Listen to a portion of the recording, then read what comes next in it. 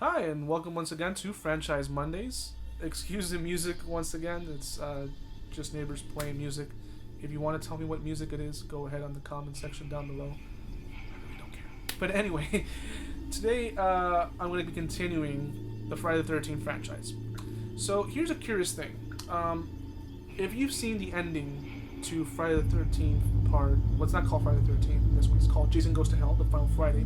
The ending of that film, spoilers, this movie's been out since 1993, you see the hand of Freddy, his claws, grabbing Jason's mask, and pulling it down to hell, which is a pretty cool thing back in the day because New Line Cinema had purchased the rights to Friday the 13th, which was originally owned by Paramount Pictures.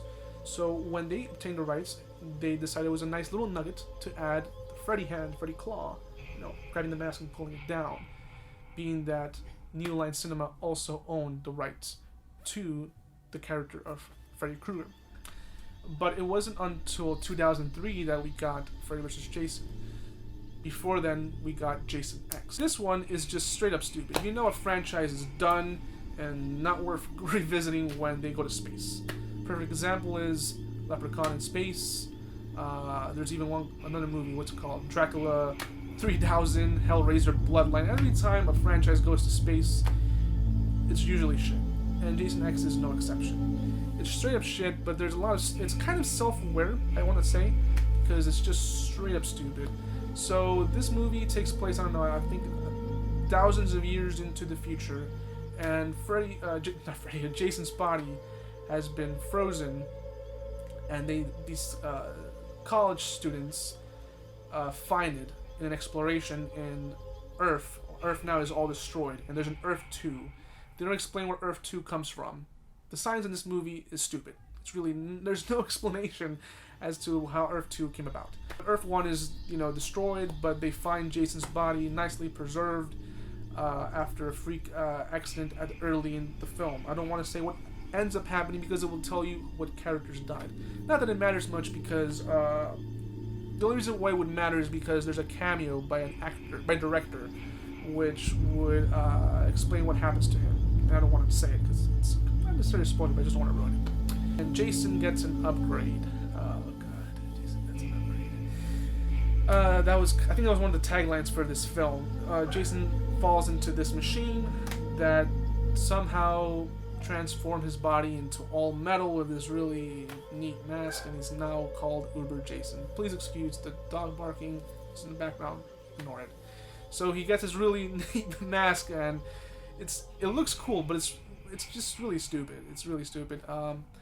Again, the plot is no different than to the other films. It's just Jason killing people in a ship.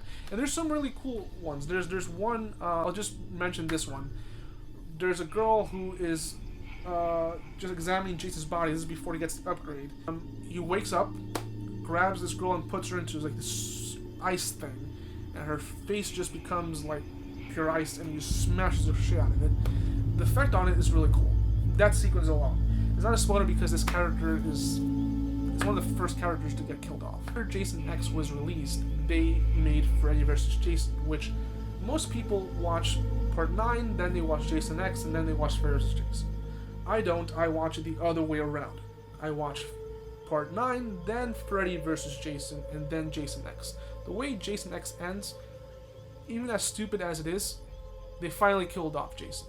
I won't go into specifics, but the way that movie ends, I'm like, yeah, there's no way in hell that Jason survived that. There's just no way. He's fucking dead. So, but Freddy vs. Jason, the way it begins, they actually notice of how Part 9 ended. The whole mask thing, and Jason is brought back from hell, from the ground. So it's really acknowledging that Part 9 existed. That little nugget that was added in Part 9 was, existent. Then Freddy vs. Jason, this time around, we have two of the biggest horror icons going at it. And this one, there's a little bit of comedy to it, and I don't mind it. It's a little bit of a fresh take on it. It's very gory, but most of the gore is kind of like, it's there for what it is. And again, the plot is no different to any of the other Friday the 13th films. I would consider this more of a Friday the 13th sequel than a Freddy film. Even though there's nightmare sequences and stuff, this is more, in my honest opinion, more of a Jason film than a Freddy film. So, Freddy vs. Jason, worth watching. Jason X is really dumb. It's not that great. So the story really ends in Jason X, and it was rebooted in 2009 with a movie called Friday the 13th. But the reboot in itself is not really a reboot of the first film. It's a reboot of the first 4 films. It's like, let's take the best hits of Jason and make it into one movie. Not many people liked the reboot of Friday the 13th. Very much the same way a lot of many people like the reboot of Nightmare on Elm Street. But I personally want to say the reboot of Friday the 13th is much better than the reboot of Nightmare on Elm Street.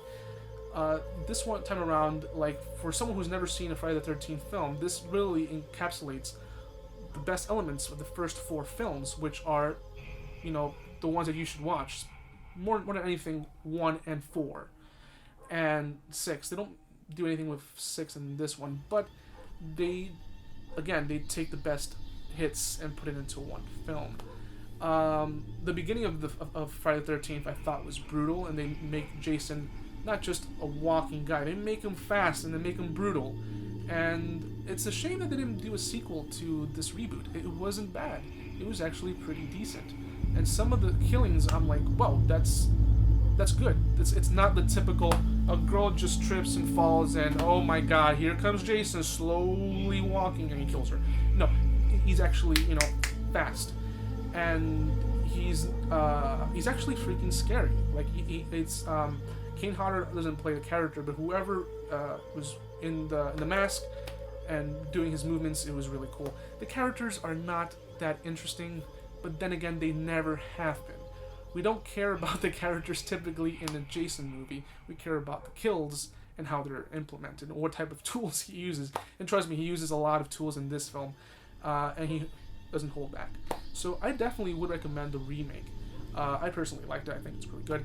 As for Jason Goes to Hell, and I'm sorry, not Jason Goes to Hell, Jason X, watch it for the stupidity, and Freddy vs. Jason, watch it for the entertainment value that it carries of just seeing 2 horror icons going at it, and of course the remake for being self-aware and knowing that the best ones were 1 through 4 and putting them into one little movie. So where will the franchise go from here on? I don't know, but there's rumors that there's going to be other ones. I wouldn't be surprised. So anyway, guys, I hope you enjoyed this review. If you have any questions, comments, comment section down below, leave me your thoughts. And until next time.